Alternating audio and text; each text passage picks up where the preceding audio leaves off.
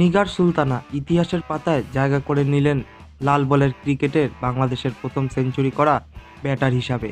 Bangladesh cricket লিগের প্রথম রাউন্ডে সেন্ট্রাল জোনের অধিনায়ক হিসাবে নর্থ জোনের বিপক্ষে তার অপরাজিত ১৫৩ রানের ইনিংস তাকে স্মরণীয় করে তুলেছে। ২৫৩ বলের দীর্ঘ ইনিংসে ২০টি চারের সঙ্গে ২টি ছক্কা মেরে তিনি প্রমাণ করেছেন তার দৃঢ় মনোবলের ক্ষমতা এবং দক্ষতা। ম্যাচের দ্বিতীয় দিনের শেষে ৮৫ রানে অপরাজিত থাকার পরে সেঞ্চুরির সম্ভাবনা নিয়ে আত্মবিশ্বাস হয়ে উঠেছিলেন তিনি।